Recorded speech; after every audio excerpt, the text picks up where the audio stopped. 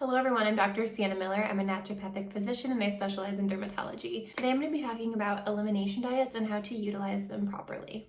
If you don't know what an elimination diet is, it basically means taking out particular foods to see how you feel and how symptoms might change. I think elimination diets can be a very useful tool clinically if they're done correctly. However, they can be very harmful and shouldn't be used on everybody. First of all, if you're thinking about doing an elimination diet, I always recommend working with a qualified healthcare practitioner to make sure it's indicated and make sure you're doing it safely. The next thing to think about is that there needs to be a clear indication for why you are doing an elimination diet. The most common scenarios in which I use elimination diets are for particular conditions where there are known triggers that can make the condition worse for some people. The next situation is if patients have had food allergy or food sensitivity testing done and we want to take those foods out and reintroduce them to see how the patient feels. And lastly is if a patient tells me they feel particular foods make their symptoms worse or make them feel unwell. I also want to mention cases in which I would never consider using an elimination diet, and that is in my younger patients, so like children, adolescents, and teenagers, and then patients who have a history of an eating disorder. I also avoid elimination diets in people who are uncomfortable with it or if it affects them emotionally in any negative way. For example, I had a patient one time who had food sensitivity testing done and we talked about it together, and she wanted to try an elimination diet of the foods that came back as high, and she was excited to try it to see how she felt. She then came back about a month later and was in tears because she felt like it was preventing her from going out for dinner and drinks with her friends, and it was really affecting her socially and causing a negative impact on her mental health. And that is absolutely an indication to stop or not even start an elimination diet.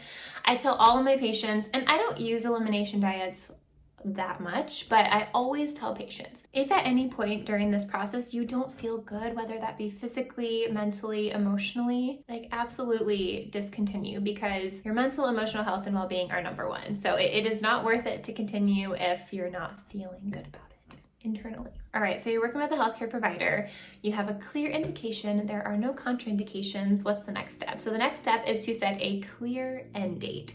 So we always want to follow an elimination diet with a structured re-challenge. It should be very intentional and very well planned out. So in most cases, I'm doing a 30-day elimination of either one or multiple foods. And at the end of the 30 days, the patient will start by adding back one food at a time very intentionally.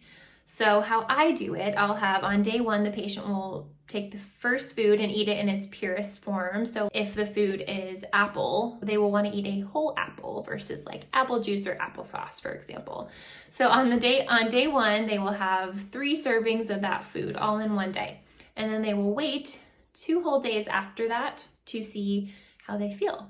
And I usually tell people to keep a very detailed log, like today I added this food in, I ate it at these times, and then write down any symptoms they have over the next 3 days, not just gastrointestinal, but I tell them write down anything you feel, whether it's brain fog, fatigue, headaches, joint pain, skin symptoms, whatever it is, write it all down.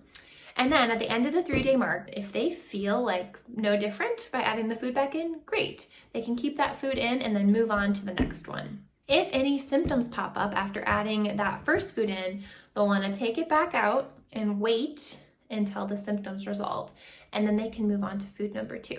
I'm usually following up with patients either at the end of their elimination or at the end of the re-challenge just to check in to see how they're feeling. All right, and that's my basic approach to an elimination diet. Again, working with a healthcare provider, having clear intention, making sure there are no contraindications, and having a clear end date, and following with a clear, structured reintroduction of all the foods. Again, elimination and re-challenge diets can be very helpful because sometimes you don't know how a food is affecting you until you take it out and bring it back in. Then you can really see clearly how that individual food is affecting you. I hope that was helpful. If you have any questions or comments, leave them down below. Like the video if you enjoy, and subscribe to my channel for similar content. If you're interested in working with me, you can find all my information down below, and I will see you in my next video. Bye.